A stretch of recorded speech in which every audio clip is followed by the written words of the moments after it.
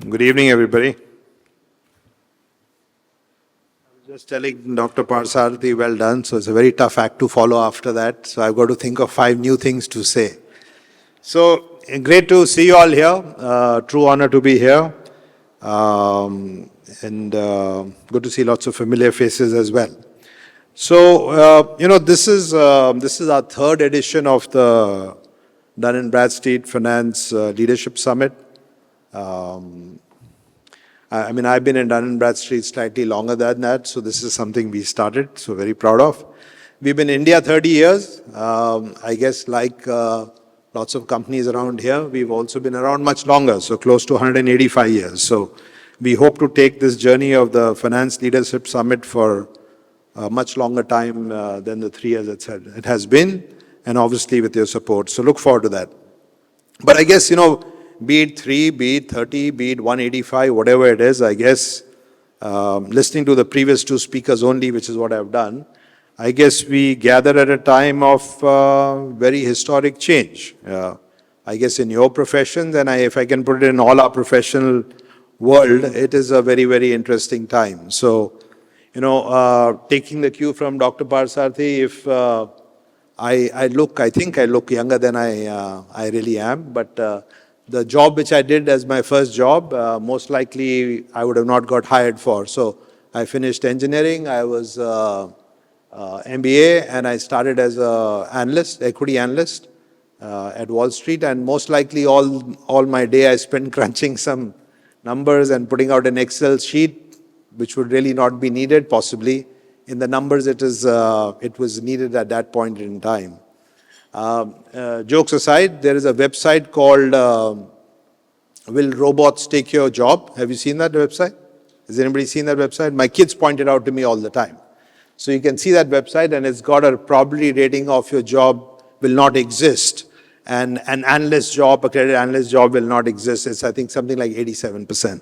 So I think we all will admit that we are gathering at a time of historic transformation.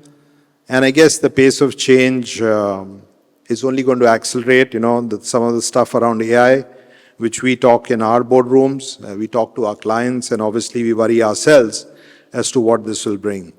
But I think whatever may happen in the world, one's got to have a plan, and one's got to have some 5.0, and one's got to work on a plan and make it happen.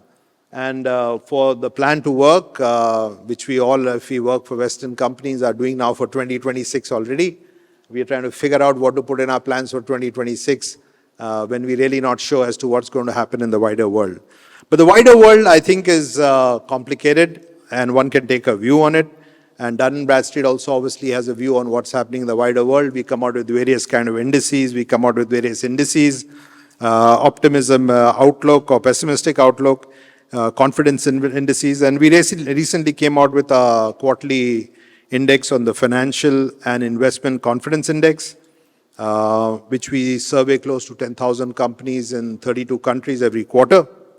And from an India perspective, on the finance confidence index, the number was slightly better quarter on quarter versus a decline globally. So I guess, maybe the world seeing something more pessimistically than we are, although there's obviously a lag in terms of what's happening in the wider world around tariff and everything else.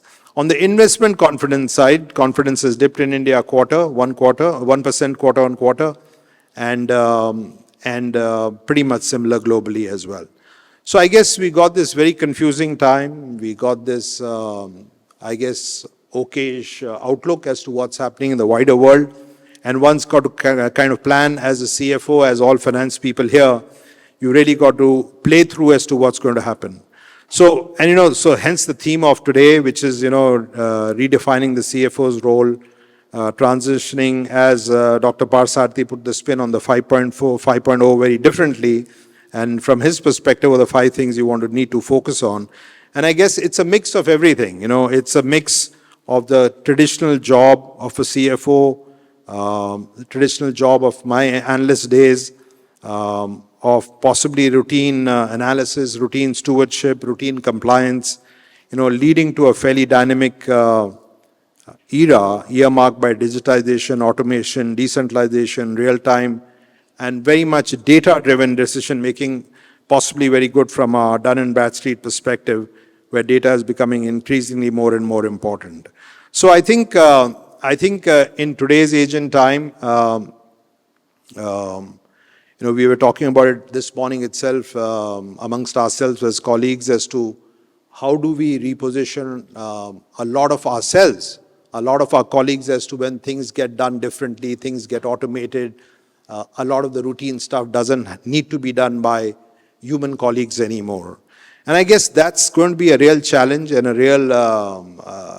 real change, I guess. Just about from the smallest to the largest company, from the smallest to the biggest CFO as well, when all the bits which were talked about just half an hour ago will really transform how decisions are taken and how things are implemented as well. So it's an interesting world in terms of obviously there is help available, and I guess that's where the smarter people will take help and make change happen. So I guess even as finance professionals, you need to adopt, you need to adapt, you need to take your own version of the 5.0, be it the 5.0 described by Dr. Parsarthi or whatever 5.0 you have.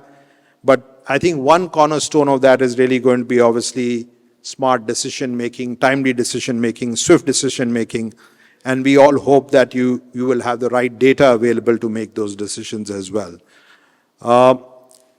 In terms of Dun & Bradstreet itself, as I said, we've been here in 30 years in India.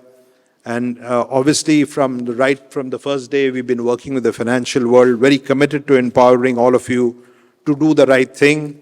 I think Dr. Parsarthi, the last point was prime. The whole bit around ESG and sustainability is something which we have also worked tremendously on globally and in India in terms of giving insights, giving advice, giving scores. And clearly from a Dun & Bradstreet perspective, we are lucky that we've been around so long. So we have this concept of the DUNS number, which, we have got close to 600 plus million entities now with this DUNS number. And in India, that number is 43 million, which really drives the ability to give you an insight, to give you a view which might work for you in your sector, your particular company, or the particular problem you are facing, be it either credit, be it risk assessment, be it supply chain, be it ESG, be it sustainability. So I think there is a lot of help available, not only us, I'm sure there are many more who can help you pull that together. And we would really like to work very much more closely with all of you to make that happen. I think the other part of this evening is clearly recognizing the role of the finance leader, which I said will become more challenging and hopefully exciting as well. And we've been collaborating in this process of the 3 years of the Financial Leadership Summit to recognize the professionals among you who are shaping what's happening, not only in your organizations, but also in the entire world. So today we're very excited to unveil the third edition of the Finance Elite 2025 list, which is an exclusive recognition of leaders who have demonstrated excellence in navigating complex financial landscape, making all the decisions like you did it, I guess, in Mahindra & Mahindra, and getting it up from 20% to 120%, and driving sustainable growth, which is what all we live for, is really growth. I guess we all believe that for us to grow individually and as the corporate world, we need to have growth. So this distinguished list is a result of vigorous selection process, carefully reviewed by jury members, including Dr. Parsarthi, CA Ketan Saya, who's the chairman of the Western India's ICAI, and my colleague as well, Vipul Oberoi, who's a director of Dun & Bradstreet. So congratulations to all the exceptional leaders who we'll recognize a little bit later today.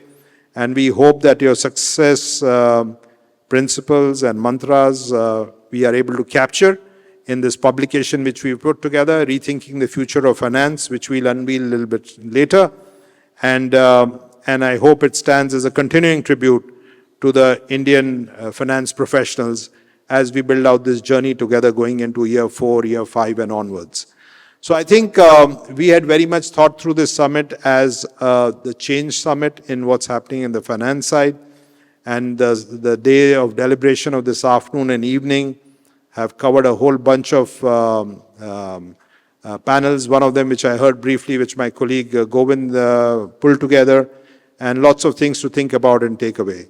So thank you again for your time. Thank you for taking time on a Friday evening. I guess it's been a long week and a long Friday evening for sure. So thank you so much for your time. And I thank you again for listening me out. And I hope we all enrich each other today and go back more enriched as we go back after our dinner. Thank you so much.